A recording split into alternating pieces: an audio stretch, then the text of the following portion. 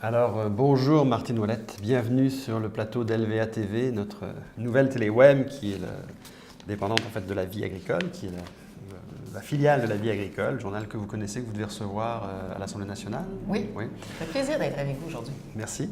Et puis on a quelques questions, 7-8 questions à vous poser, mais en fait la première raison pour laquelle on voulait vous voir, c'est parce qu'on a vu un communiqué passer il y a quelques jours, maintenant une dizaine de jours, où que vous aviez titré que vous ne vouliez pas d'ALENA à rabais. Oui, alors exactement. on aimerait ça que vous nous expliquiez qu'est-ce que vous craignez actuellement par rapport à la gestion de l'œuvre, j'imagine? Bien, par rapport à la gestion de l'offre, c'est parce qu'on voit actuellement qu'il y a une renégociation de l'ALENA.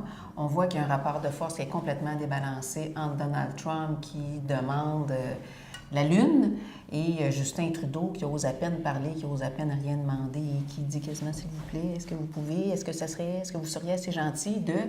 Et donc, à ce moment-là, nous, on est très inquiets parce qu'on a vu les derniers accords internationaux. L'accord Canada-Europe, où il y a eu une brèche dans la gestion de l'offre de 2 pour le lait. Il devait y avoir compensation pour les fromages du Québec. Il n'y a pas eu compensation. Il n'y a pas eu compensation, mais les conservateurs avaient promis des compensations. Donc, oui. Est-ce à dire que les conservateurs étaient plus crédibles pour le milieu agricole et rural que les libéraux? Je pense pas. Malheureusement, je pense pas parce que c'est sous les conservateurs qu'il y a eu la brèche de 2 Et après ça, dans le PTP, nouvelle brèche, 3,25 On pensait qu'il était mort, le PTP. Mais, et là, moi, je peux vous dire qu'on avait une élection partielle dans le Lac-Saint-Jean où la question de la gestion de l'offre et de l'agriculture était vraiment à l'ordre du jour. On parle du Lac-Saint-Jean, donc un comté très agricole. Et Justin Trudeau s'est déplacé en personne à plus d'une reprise, puis est allé promettre lui-même, de sa propre bouche, de dire qu'il n'y aurait aucune brèche. Et quelques mois plus tard, 3,25 Puis là, on voit un de ses conseillers, Brian Mulroney, semble être un des conseillers en fait, sur l'ALENA. Brian Mulroney s'est déjà prononcé contre l'ALENA. On apprenait ce matin dans la presse qu'il y a un autre conseiller, M. Beauchemin, en fait, qui fait partie en fait, aussi des proches de M. Trudeau. Et les producteurs qui étaient en manifestation la semaine dernière à l'UPA, contre l'UPA et contre leur fédération qui craignaient les négociations actuelles, en avaient aussi contre M. Trudeau. Mais quelles sont les solutions que le Bloc propose en fait, pour s'assurer que la gestion de l'offre soit maintenue? Bien, écoutez, c'est sûr que tant que le Québec est une province, c'est le Canada qui négocie à notre place. Fait qu'on est dépendant des décisions du Canada. Fait qu'il faut quémander que la gestion de l'offre ne soit pas... Est-ce que le gouvernement du Québec fait assez actuellement? Parce qu'on sait qu'à l'époque de Pierre Paradis, il y a eu beaucoup d'efforts, il y a eu le P5, il y a eu... Moi, je pense que clairement, même du temps de M. Paradis, il n'y a pas eu assez d'efforts. Est-ce qu'on les a entendus vraiment dans le journaux? Est-ce qu'on les a entendus mettre le point sur la table? Et c'est pas juste de faire des représentations. Quand on fait de la politique, c'est un rapport de force. Donc, il faut se créer un rapport de force. Si le gouvernement du Québec ne se crée pas de rapport de force avec le gouvernement du Canada, le gouvernement du Canada va faire ce qu'il veut. Et c'est d'ailleurs ce qu'il a fait là, dans les dernières années sur un grand nombre de dossiers. Mais concernant la gestion de l'offre, et là, avec l'ALENA, et on voit les demandes de Donald Trump, et quand on dit on ne veut pas qu'il y ait de nouvelles brèches, Justin Trudeau dit c'est vrai, puis je suis d'accord, mais quand on a vu qu'il a fait la brèche avec l'AECG, peut-être que dans sa tête, ce n'était pas une nouvelle brèche parce que c'était déjà prévu dans l'ancien PTP, mais on dit aucune brèche, là. Ouais. Un maintien intégral de la gestion de l'offre. Fait que je veux juste le rementionner, là, c'est 0 Quand on dit aucune brèche, ce n'est pas un 2 comme l'AECG, ce n'est pas un 3,25 comme le PTP, c'est 0 ouais. Les producteurs de lait, en fait, qui étaient une centaine présents en fait, sur le parking de Longueuil à l'UPA la semaine dernière, eux sont effectivement très inquiets et en fait, ils ont même proposé des solutions en disant que ça prendrait peut-être des négociateurs de renom. Des anciens ministres de l'Agriculture ou des gens qui sont capables de négocier avec les transformateurs. Parce qu'on voit actuellement qu'il y a une crainte de leur part que finalement le jeu est en train de se faire à un niveau qui est autre que le leur. Est-ce que, selon vous, la Fédération des producteurs de lait ou l'UPA, est-ce qu'ils sont assez forts pour négocier ou effectivement ça leur prend du renfort? Écoutez, moi, je ne connais pas assez de l'interne les différentes fédérations, l'UPA, quel genre de représentation ils font au niveau du gouvernement, mais très clairement, pour que les différentes fédérations puissent influencer le gouvernement, il faut encore là une question de rapport de force. Et je pense que les agriculteurs, étant donné l'impact, étant donné, je vous dirais quand même, une sympathie de la population, une volonté de maintenir le modèle. Parce que quand on parle de la gestion de l'offre, ce n'est pas de la théorie. Hein? C'est pourquoi qu'on veut maintenir la gestion de l'offre, c'est pour maintenir le modèle agricole québécois qui est un modèle familial. Hein? Il va avoir plus ou moins gros, mais un modèle familial. Qui a un impact sur la vitalité des régions. Puis la vitalité des régions, mais un modèle familial comparativement au modèle américain qui est un modèle très industriel. Et c'est pas ça qu'on veut. Donc, si on veut pouvoir maintenir notre modèle, donc des plus petites fermes par rapport à... C'est sûr qu'ils sont plus grosses que ce qu'on avait avant, on s'entend, là, mais si on se compare aux États-Unis, des beaucoup plus petites fermes, et ce qui se permet une meilleure répartition de la richesse sur l'ensemble du territoire et une agriculture de propriétaires, et non pas une agriculture de travailleurs à salaire ou de locataires. C'est une grosse différence, là. En fait, est-ce que la production du lait, parce que plusieurs nous ont dit ça sur le terrain, risque de vivre ce que la production du porc a vécu il y a quelques années, dans le sens que le porc a vécu une intégration incroyable, et actuellement, on est en train de se poser la question, parmi les producteurs de lait, est-ce qu'on ne s'en va pas directement vers une intégration aussi? Bien, c'est pour ça que les négociations dans les traités internationaux sont aussi importantes, et c'est pour ça qu'il faut garder la gestion de l'offre. Et là, bien, ça prend une volonté politique du gouvernement canadien.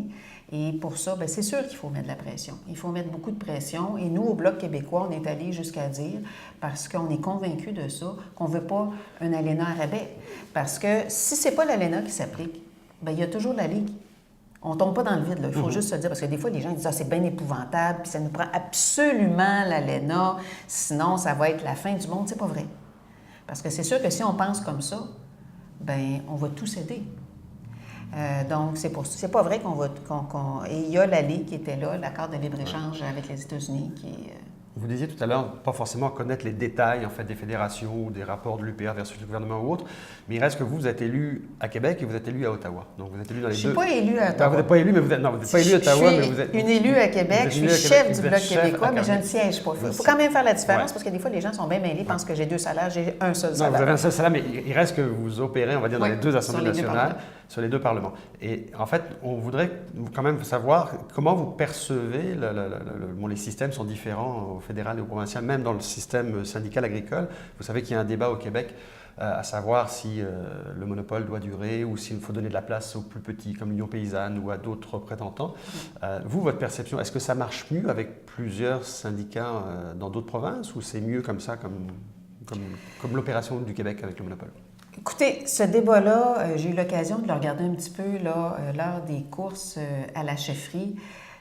Moi, personnellement, c'est extrêmement difficile, étant donné que je ne suis pas agricultrice, étant donné que je n'ai pas participé à l'ensemble des débats, de me positionner de façon spécifique sur le monopole agricole, mais je pense qu'il y a un débat à faire. J'en ai suffisamment entendu, puis du pour et du contre. Ouais. Je crois qu'il y a un débat à faire et qu'on aurait tout avantage à faire ce débat-là de façon sereine et ouverte. Mais actuellement, je ne pourrais pas prendre une position précise et être capable de bien apprécier les impacts de ne plus avoir un monopole. Parce qu'il y a des avantages et des inconvénients, là. Dans les 2 cas, oui, tout à fait. C'est ça, dans les 2 cas. Et, mais vous estimez que le débat doit être remis sur la table? Je pense que le débat doit être fait. Parce qu'il y a suffisamment de questionnements. Je pense particulièrement à l'agriculture biologique, je pense particulièrement aux plus petites productions. Et je pense qu'il faut faire une place pour ces productions-là. J'ai plus les chiffres exacts, là, mais il y a un très gros pourcentage des produits biologiques qui sont vendus au Québec qui ne sont pas produits au Québec. Bien, en fait, le biologique au Québec, c'est très peu, c'est 2 de la production. Bon. Mais de la production, mais notre consommation, c'est pas... Parce que s'il y a des consommateurs qui veulent ces produits-là et qui achètent des produits qui viennent d'ailleurs au lieu des produits qui viennent du Québec, il me semble qu'on a un problème, là. Mais il me semble que ce qu'on consomme au Québec devrait être majoritairement produit au Québec. Et là-dessus, je rejoins justement... L'autosuffisance alimentaire. Ben oui, parce que je pensais... Vous êtes arrivé avec votre livre, d'ailleurs. Ben oui. C'est pas nous qui l'avons mis sur la table. Non, vous êtes c'est ça, parce que avec... je suis en train de lire. Et quand j'ai vu que c'était la place, je pense que vous appelez la maison Jean Garon, quelque chose comme ça. Oui, c'est parce qu'on partage les locaux avec l'Institut Jean Garon, qui est dans le bureau d'à côté. Ouais. Et j'avais commencé à réfléchir un peu sur l'agriculture avant de lire Jean Garon, mais quand je l'ai lu, je me suis dit, bien, c'est exactement ça, je suis bien d'accord avec ça. Et c'est dommage que sa politique, avec un grand P, ait été un peu abandonnée, parce que je pense que l'autosuffisance alimentaire, c'est vraiment important pour toutes sortes de raisons, pour l'emploi, pour nos terres, pour la diversité aussi, de la production agricole, pour les régions, pour l'environnement. On parle de court-circuit, hein, des circuits qui sont plus courts, court-circuit dans les 2 sens, c'est bon. Et donc, dans l'agriculture biologique, il semble, comme je vous dis, là, je ne suis pas quelqu'un du milieu, mais il semble que les producteurs biologiques aient plus de difficultés à fonctionner dans le système actuel. Fait est-ce qu'il faut améliorer le système actuel? Est-ce qu'il faut changer le système? Je ne sais pas, mais je pense que le débat doit avoir lieu. Il faut ouvrir le débat. Pour terminer, on va revenir sur deux petites affaires très quotidiennes, là, parce que vous êtes très présente dans les journaux aujourd'hui. Là, on a vu ce matin, on s'est réveillé ce matin, et puis là, vous parliez en fait enfin, ce matin, je pense que c'était par rapport à la presse. Oui. La presse qui a demandé aujourd'hui, je pense à l'Assemblée nationale, de devenir une OBNL. Vous semblez être contre. Non, je ne suis pas contre. En fait, c'est Power Corporation qui veut qu'il y ait une modification à la loi de 1967 pour lui permettre de devenir un organisme à but non lucratif. Il y a plusieurs questionnements, puis malheureusement, on n'a pas beaucoup de réponses. Moi, ma préoccupation, c'est le maintien des emplois.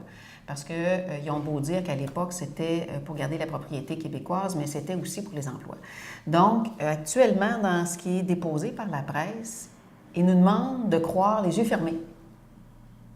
Il dit, il faut que vous nous croyiez sur parole.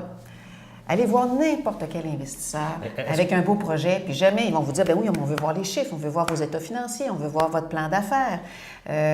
On veut voir aussi, et une autre problématique qu'on a, c'est la structure qu'ils proposent. Un organisme à but non lucratif, mais encore contrôlé par Power Corporation.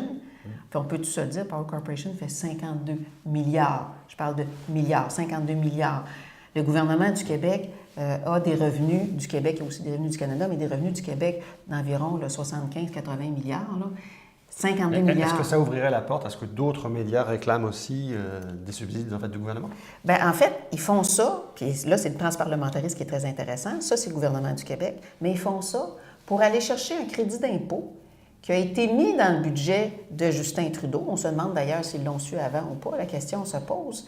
Pour pouvoir aller chercher un crédit d'impôt d'organismes de charité, de dons de charité. Et donc, ils vont aller chercher des dons auprès, j'imagine, des amis de la famille des Marais, etc., les gens vont pouvoir aller chercher, je pense, c'est 42, 45 de retour d'impôt, et pour pouvoir financer la presse. Mais moi, il n'y a rien qui me dit que c'est suffisant pour maintenir les emplois. Donc, moi, ce que je dis, c'est que j'ai beaucoup de questions. Et là, il nous arrive en fin de session parlementaire, en dehors des délais normaux, donc avec une procédure extraordinaire, alors que M. Crevier, lorsqu'il m'a parlé au téléphone, me dit « ça fait plus d'1 an qu'on réfléchit à ce modèle-là ». Donc, vous souhaitez que ça soit reporté à la prochaine session parlementaire? Pas nécessairement reporté, mais on peut peut-être le commencer, mais peut-être qu'on n'aura pas le temps de terminer l'étude. Moi, je souhaite qu'on fasse les choses correctement, qu'on prenne le temps qu'on a besoin de prendre. Et moi, je pense que les solutions qui sont sur la table, organisme à but non lucratif, bon, c'est une chose, mais le problème, c'est que c'est encore dirigé par Power Corporation. Les autres, ils n'arrêtent pas de nous dire qu'il faut que ça soit indépendant. Le gouvernement doit être indépendant, on n'a pas d'affaires à se mêler de nos affaires. Oui, mais si on met de l'argent, c'est toujours bien l'argent des citoyens. Et pourquoi qu'à ce moment-là, on accepterait que l'organisme à but non lucratif ne soit pas indépendant de Power Corporation? Est-ce que c'est le rôle du gouvernement? Vous souhaitez qu'en fait que les artisans de la presse participent à l'OBNL, en fait? Bien, aussi, ça pourrait être un régime coopératif, ça pourrait être, mais moi, je voudrais qu'il y ait une coupure avec Power Corporation. Parce que, le rôle du gouvernement, moi, je crois que le gouvernement, dans la situation actuelle des médias, oui, il doit financer les médias pour de l'information avec de la rigueur, de l'information qui est structurée. Mais est-ce que c'est le rôle du gouvernement de financer une ligne éditoriale? Pas certaine. Donc là, il faudrait s'assurer que l'argent que le gouvernement met, c'est pour ça que j'ai fait une proposition, que ce soit un crédit d'impôt sur la masse salariale des journalistes. Hein? Donc, on parle bien des journalistes et s'assurer que l'argent va à la bonne place. Si l'OBNL ou Power Corporation décide de dépenser des millions et des millions pour un système de tablettes, est-ce que c'est la bonne approche? Je ne sais pas. Est-ce que c'est le rôle du gouvernement de financer ça? Je ne sais pas. Là, je sais que le gouvernement a mis beaucoup d'argent pour la transformation numérique, mais encore faut-il s'assurer qu'il y a une équité. Et moi, je crois que là où le gouvernement doit mettre de l'argent dans les médias, c'est au niveau des journalistes pour qu'il y ait une information qui est structurée, une information qui est articulée. Donc, ce que je dis, c'est qu'il y a beaucoup de questions, puis pas de réponses, puis pas d'information. C'est comme l'information, ils veulent la garder cachée. Et moi, je pense que lorsqu'on veut garder l'information cachée, ça alimente la méfiance, malheureusement. Autre sujet du jour, pour presque terminer, en fait, Trans Mountain. En fait, on vient de recevoir un communiqué juste avant que vous arriviez, qu'on vient de mettre en ligne. Vous semblez en total désaccord avec l'opération de Trudeau aujourd'hui. Bien, on est premièrement complètement en désaccord avec des pipelines pour exportation. C'était le cas pour Énergie Est, mais c'est le cas aussi pour Trans Mountain. Premièrement, d'un point de vue du Québec, une augmentation importante des gaz à effet de serre, c'est pas bon pour la planète. Mais deuxièmement, là, le pire du pire, ce qu'on est en train de voir, c'est que le gouvernement, Justin Trudeau, veut acheter Trans Mountain, 4,5 milliards de dollars, parce que là, c'est rendu trop risqué pour Trans Mountain à cause des délais des décisions de la Colombie-Britannique. Fait qu'il veut mettre sur le dos des contribuables le risque économique. Mais il prétend que dans la Constitution, c'est une façon de transcender en fait les provinces en fait, et de permettre au Canada de continuer de développer en fait son économie. Mais oui, mais ça n'a pas de bon sens. Parce que si pour Trans Mountain, c'est trop risqué, ça veut dire que c'est risqué également pour le gouvernement du Canada. Mais c'est épouvantable à quel point ils tiennent à passer ce pipeline-là. Et là, quand on parle de 4,5 milliards, il faut se rendre compte que nous, les Québécois et les Québécoises, à travers nos taxes et nos impôts, on paye de ça 900 millions. Moi, j'aimerais bien mieux que le 900 millions, au lieu d'être investi pour un pipeline qui est un mauvais projet environnemental, qui est dangereux pour l'eau, qui est dangereux pour la santé, qui est dangereux pour les terres. Je ne sais pas si ça traverse des terres agricoles dans ce coin-là, mais au Québec, c'était le cas, qui serait dangereux pour des territoires qui sont traversés à l'encontre de la volonté des Autochtones. J'aimerais bien mieux qu'ils soient investis au Québec. Et là, si on parle d'énergie, on parle d'électrification des transports, on parle d'énergie renouvelable. On notera, Mme Ouellette, en fait, que vous avez beaucoup de combats à mener. Il y en a un aussi la semaine prochaine qui vous attend, vote de confiance. Vote de confiance, vendredi, samedi. Êtes-vous confiante? Écoutez, ça va être le choix des membres. C'est sûr que c'est difficile de dire le résultat dans le contexte actuel. Moi, j'ai rencontré beaucoup de gens, j'ai beaucoup d'appui. Les gens m'écrivent sur Facebook, même dans la rue, les gens viennent me parler. Mais il y a eu beaucoup de, je vous dirais, de salissage, de dénigrement dans les journaux. Il y a eu vraiment une grosse campagne négative. Moi, je n'avais jamais vu ça. Quelle est votre perception de ces attaques qui ont eu lieu, en fait? Je trouve que c'est démesuré. Je trouve que c'est de l'acharnement, que c'est démesuré. Je trouve que ça n'a pas de bon sens. Et sur des propos qui n'étaient même pas vrais. Donc, je pense qu'à un moment donné, ça a dépassé les bornes à plusieurs reprises, à tel point que j'ai été obligée là, de faire des mises en demeure parce que ça allait vraiment trop loin. De la part de certains journalistes, pas tous, là, mais de certains journalistes, mais aussi même de la part des démissionnaires, ce qu'ils ont pu compter, c'est pas vrai, là. Donc, à un moment donné, de l'acharnement. Et je pense que...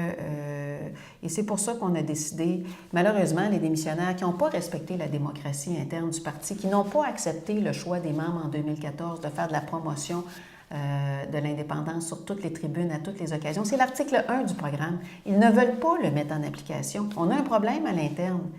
Et comme ils n'ont pas réussi leur combat à l'interne dans les instances, bien, ils ont décidé d'aller par du coulage, par du salissage dans les médias. Ce n'est pas une façon de travailler. Et face à ça, on s'est dit au niveau du Bureau national, qu'est-ce qu'on peut faire? Parce que c'est la légitimité qui est importante. Et c'est pour ça qu'on a proposé le référendum, qui est ce qui est le plus démocratique. Donc, ça va être un vote au suffrage universel de tous les membres du Bloc québécois, par téléphone, par Internet, le 1er et le 2 juin. On va avoir le résultat le 3 juin.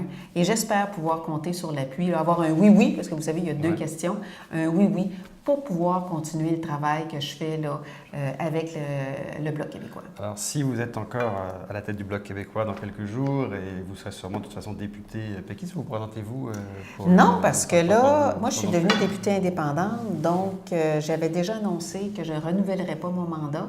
Donc, mon mandat se termine le 1er octobre. Mais vous n'irez pas non plus en élection indépendante? Non, parce que je souhaite me présenter aux élections fédérales en 2019. OK, donc là, vous faites votre choix. Oui. D'ici là, on vous fait un petit cadeau. Parfait. Vous me disiez avoir peu de connaissances de ce qui se passe dans le monde agricole au Québec. C'est un livre qui a été coédité par La Vie agricole également ces derniers mois. Parfait, j'ai regardé ça. Et le tout dernier, Roméo Bouchard, l'UPA, un monopole qui a fait son temps. Donc ça vous permettra de vous éclairer et d'alimenter le débat si vous souhaitez le mener dans les prochains mois. Bien, merci beaucoup. Merci à vous. Plaisir.